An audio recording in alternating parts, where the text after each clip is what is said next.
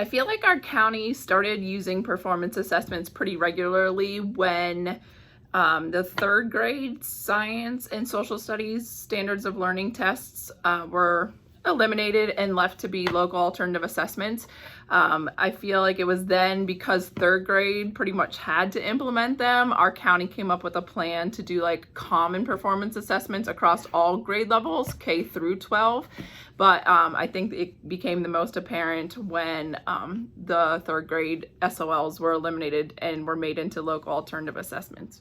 When implementing performance assessments as a teacher, I get way better value off of knowing and seeing exactly what the students have learned or the skills that they have gotten during our unit of study. It's way better to me to use a performance assessment as like a summative assessment, because I can see a deeper understanding. I can still see some misconceptions and help correct those. But in my opinion, it's way better than a multiple choice test where they could have guessed, or a true and false test where they could have guessed. I just think that performance assessments, definitely as summative assessments, can really show the teacher exactly where the students are with like their knowledge, their understandings, and then the skills that they need.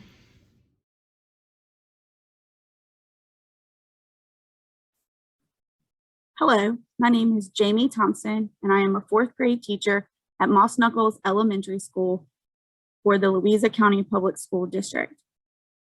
Upon completion of the VS9 20th Century and Beyond unit, I gave my students a performance assessment titled Savvy 6 Instagram Post. For this project, students were to select one of the Savvy 6 members listed on screen and complete an Instagram profile page and Instagram post for that person. An exemplar was provided for students to see on a person from a previous unit. Students were to create a username, a post with hashtags, and also follow or like members as well. For their profile page, they were to give facts about the person they selected, as well as pictures. Part of the project was being able to select people that would like or follow the post who had the same ideas as the person they selected. Students were then given a blank Instagram post and blank profile page to fill in on their own. When creating this activity, I made sure that the exemplar had plenty of directions for how to create and edit and size the different parts of the project. This allowed students to be able to work on this at home if they were virtual and in school as well. The feedback from students was very positive. Students enjoyed being able to create something that is so new and relevant to today's time. Many of the students have their own Instagram or want an Instagram post, so being able to create one for someone else proved to be a lot of fun for them, while also still showing what they have learned about the person. Students were able to use their book, their notes, and any research that they came up with for their person.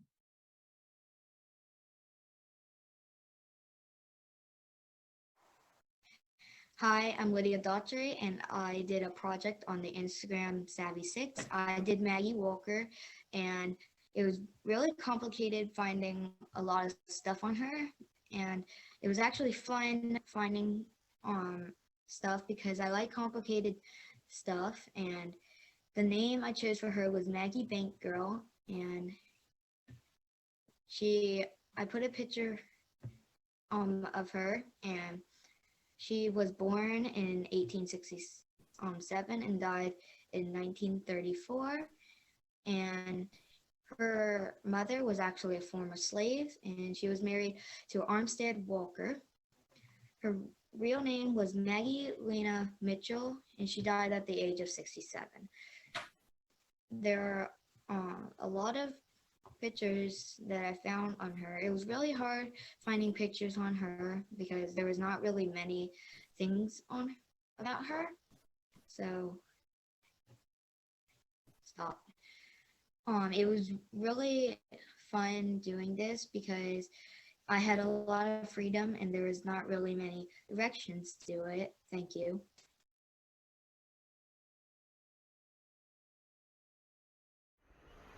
Hello, I'm Kennedy Fitzgerald from Miss Thompson's class. I'm going to share what I really liked about the Instagram post project. What I really liked about it was that I got to make up fun things my figure would have said, all while writing important facts. That was a really fun way to learn history. Another performance assessment that we completed this year with our fourth graders for social studies and Virginia studies was one on an advertisement to a region in Virginia.